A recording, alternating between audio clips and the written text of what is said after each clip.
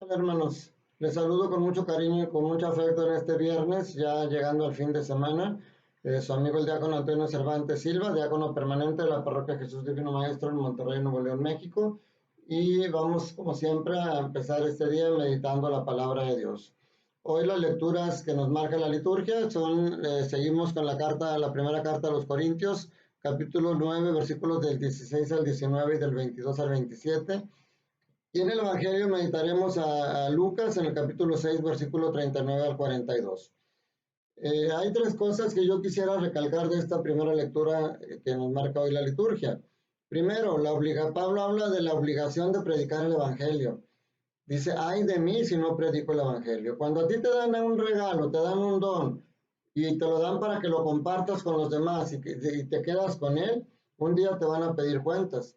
Entonces, por eso dice San Pablo, yo no merezco ninguna paga por la predicación del Evangelio porque mi paga es precisamente el privilegio de poder predicar este Evangelio a los demás.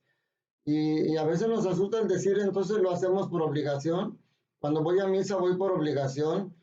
Cuando voy a la vida sacramental voy por obligación. Pues son obligaciones que como católicos tenemos. Pero les voy a poner el ejemplo del trabajo. Trabajar es una obligación y una necesidad. O sea, tú vas a trabajar por obligación. Pero si tú tienes un trabajo que no disfrutas, que no te gusta, que las actividades no son las que tú quisieras hacer, que el ambiente no es el propio, o sea, es un trabajo desagradable y entonces no lo vas a disfrutar y el tiempo se te va a hacer largo. Pero cuando tú trabajas en algo que te gusta, que las actividades que haces las disfrutas, que te sientes realizado en lo que estás haciendo, entonces aunque sea una obligación, lo haces con amor, lo haces porque te sientes bien al hacerlo y luego de pilón te pagan por hacerlo. Eso es lo que se refiere San Pablo. Dice, claro que hay un beneficio por predicar el Evangelio. Dice, todo lo hago por el Evangelio para participar yo también de sus bienes. Hay un beneficio y San Pablo sabe que lo va a recibir. Él renuncia a una vida matrimonial por el Evangelio y él renuncia a una remuneración por el Evangelio, pero sabe que es para un bien mayor y lo hace con todo su amor. El segundo aspecto es la empatía. Nosotros los psicólogos hablamos de la empatía como una característica importante en las relaciones interpersonales y la definimos a veces como la capacidad de comprender a los demás, de ponerte en los zapatos del otro y de ponerte en el lugar de otro. San Pablo dice, me hice débil para ganarme a los débiles, me hice todo en todo para ganarlos a todos.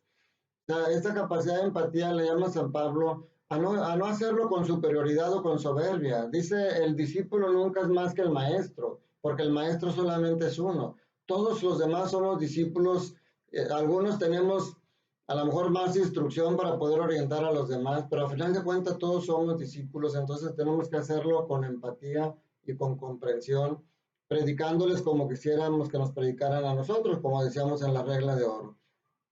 Y el tercer punto es que el Evangelio implica sacrificios. San Pablo pone el ejemplo de los deportistas. Dice, cuando van a participar en una competencia, el deportista hace muchos sacrificios porque tiene que ir al gimnasio, porque tiene que ir a correr, tiene que cuidar su físico, su alimentación, se tiene que privar de cosas que a él le gusta comer porque tiene que mantenerse en forma para esa competencia.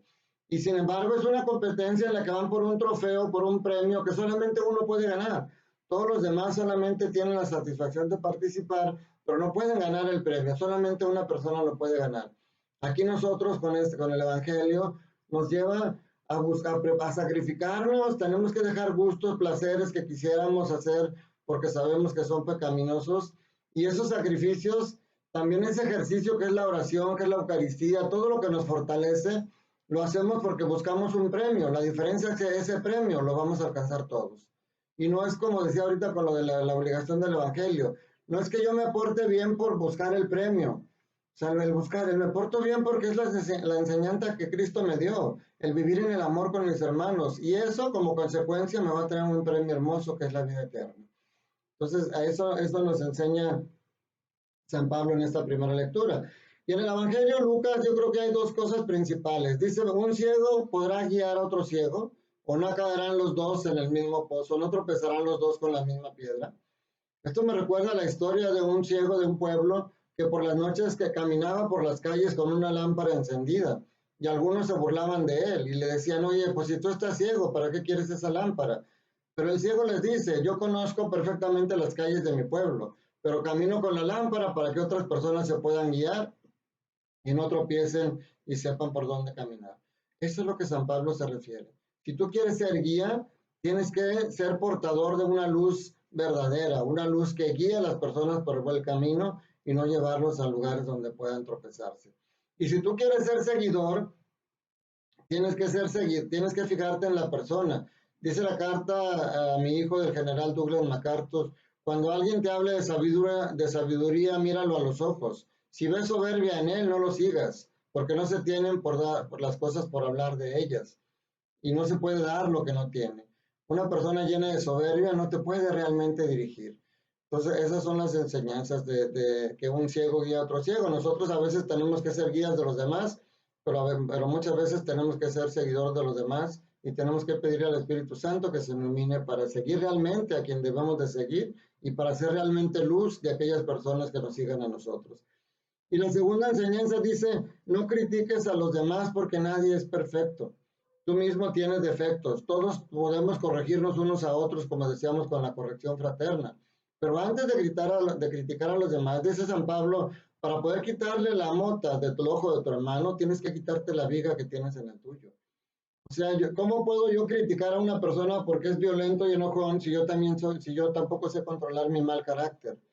¿Cómo quiero criticar a una persona que anda con mujeres si yo también ando entre mujeres aparte? Entonces, para tener calidad moral y poder hacer una corrección fraterna, primero tenemos, que decíamos, hacerlo con amor, pero primero tenemos que ver nuestros defectos para poder nosotros corregirnos y entonces poder corregir a los demás. Un criterio pudiera ser es, si a esa persona que lo vas a criticar, imagínate que es tu papá, que es tu mamá, que es tu hermano, que es tu esposo, ¿lo harías con la misma dureza? Ese es un criterio con el cual podemos orientarnos para cuando queremos hacer la corrección fraterna y no criticar por criticar. Que el Señor nos ilumine para que seamos guías de los demás y podamos seguir guías que realmente nos encaminen hacia Dios. Y la bendición de Dios Todopoderoso, Padre, Hijo y Espíritu Santo, descienda sobre ustedes y sus familias y permanezca para siempre. Cuídense mucho, que tengan un fin de semana lleno del amor de Dios. Recuerda, Dios te ama y Dios te quiere feliz. Te mando un fuerte abrazo con todo mi cariño.